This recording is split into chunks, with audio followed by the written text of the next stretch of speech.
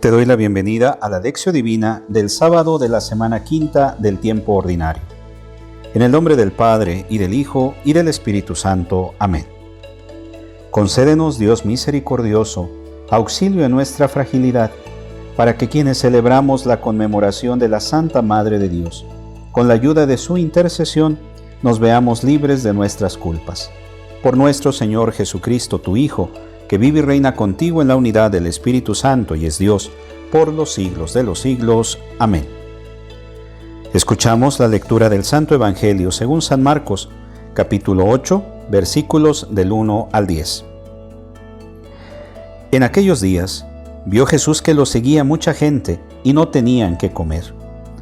Entonces llamó a sus discípulos y les dijo: «Me da lástima esta gente. Ya llevan 3 días conmigo y no tienen qué comer. Si los mando a sus casas en ayunas, se van a desmayar en el camino. Además, algunos han venido de lejos». Sus discípulos le respondieron: «¿Y dónde se puede conseguir pan aquí en despoblado para que coma esta gente?». Él les preguntó: «¿Cuántos panes tienen?». Ellos le contestaron: 7. Jesús mandó a la gente que se sentara en el suelo. Tomó los 7 panes, pronunció la acción de gracias, los partió y se los fue dando a sus discípulos para que los distribuyeran. Y ellos los fueron distribuyendo entre la gente. Tenían además unos cuantos pescados. Jesús los bendijo también y mandó que los distribuyeran. La gente comió hasta quedar satisfecha y todavía se recogieron 7 canastos de sobras. Eran unos 4,000. Jesús los despidió y luego se embarcó con sus discípulos y llegó a la región de Dalmanuta. Palabra del Señor. El texto del Evangelio de hoy nos trae la segunda multiplicación de los panes. El hilo que une los varios episodios de esta parte de Marcos es el alimento, el pan. Después del banquete de la muerte, viene el banquete de la vida. Durante la travesía del lago, los discípulos tienen miedo porque no entendieron nada de la multiplicación del pan en el desierto. Enseguida, Jesús declara puros todos los alimentos. En la conversación de Jesús con la mujer cananea, los paganos van a comer las migas que caen de la mesa de los hijos. Y aquí, en el Evangelio de hoy, Marcos relata la segunda multiplicación del pan. La multitud que se reúne alrededor de Jesús en el desierto estaba sin comer. Jesús llama a los discípulos y expone el problema. «Siento compasión de esta gente, porque hace ya 3 días que están con nosotros y no tienen qué comer. Si los despido en ayunas a sus casas, desfallecerán en el camino». En esta preocupación de Jesús despuntan 2 cosas muy importantes. La gente olvida casa y comida para ir detrás de Jesús en el desierto, señal de que Jesús tiene que haber tenido una simpatía ambulante hasta el punto de que la gente le sigue en el desierto y se queda 3 días con él. Y la segunda, Jesús no manda resolver el problema. Apenas manifiesta su preocupación a los discípulos, parece un problema sin solución. Los discípulos piensan en una solución. Segundo, la cual alguien tiene que buscar pan para la gente. No se les pasa por la cabeza que la gente misma puede tener una solución. Y dicen: ¿cómo podrá alguien saciar de pan a estos aquí en el desierto? Con otras palabras, piensan en una solución tradicional. Alguien tiene que recaudar dinero, comprar el pan y distribuirlo a la gente.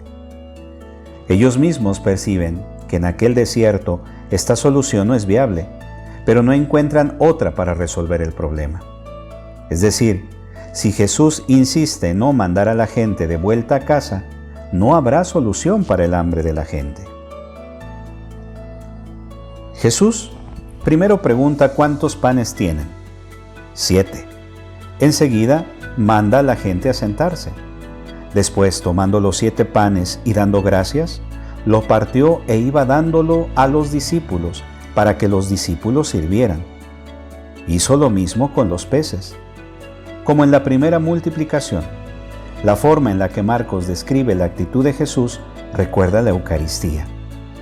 El mensaje es este: la participación en la Eucaristía tiene que llevarnos a dar y a compartir con los que no tienen pan.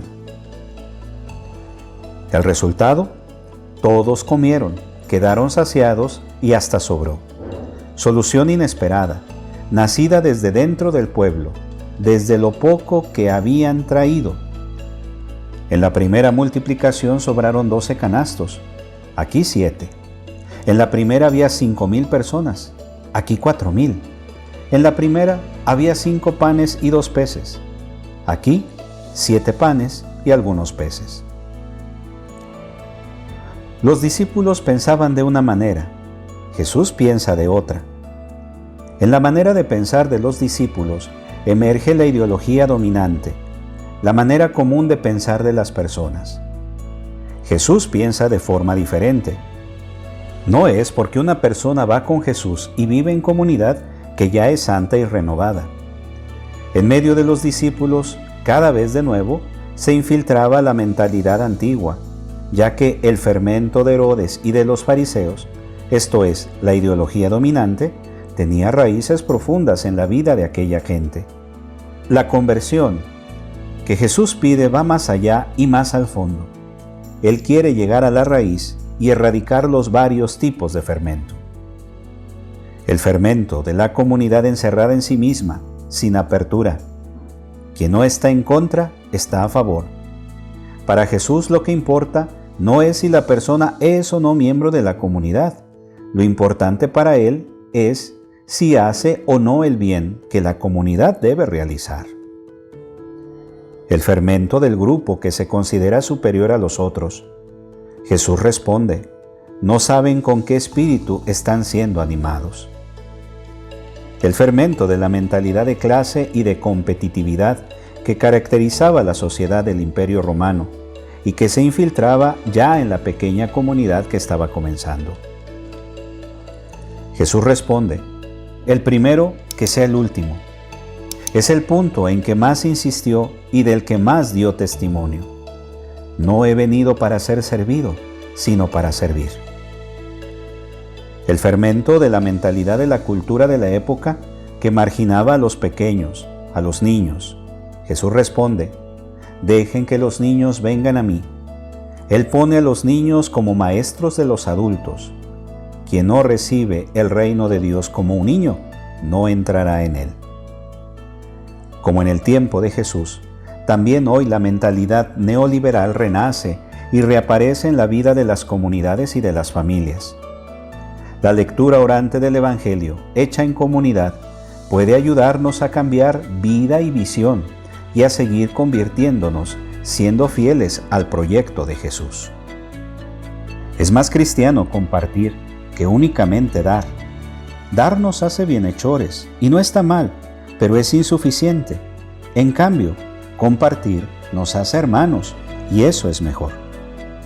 Es muy probable que el relato de la multiplicación de los panes haya sido conservado en la memoria de los primeros cristianos para señalar, entre otras cosas, la importancia de compartir, así como sus alcances.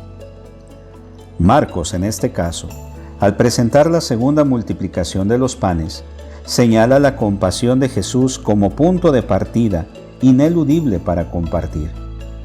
No es la lástima lo que está en el fondo del compartir fraterno, sino la misericordia, el dolor profundo a causa de los sufrimientos que padecen los demás. Es indispensable además la colaboración, aunque sea poco lo que se posea, para evitar eternos paternalismos y absurdos patronazgos.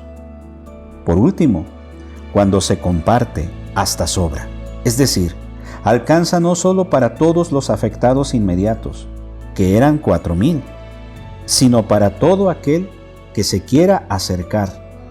Quizá por eso, genialmente Marcos menciona que sobraron 7 canastos.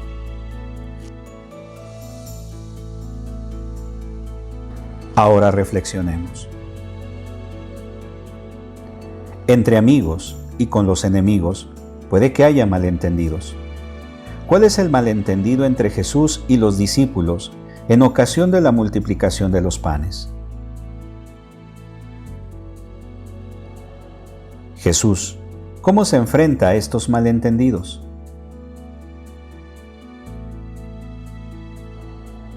¿Tú has tenido algún malentendido en casa, con los vecinos y en la comunidad? ¿Cómo has reaccionado?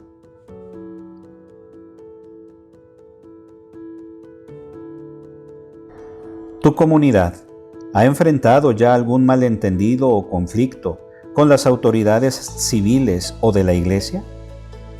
¿Cómo fue?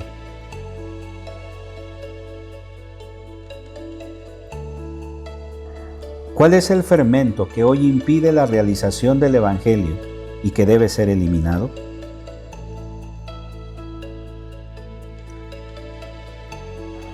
¿Por qué es riesgoso que nos acostumbremos solo a dar?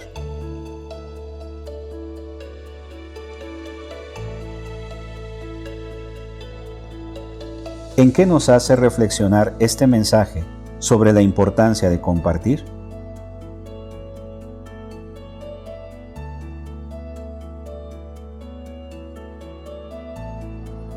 ¿A qué nos compromete?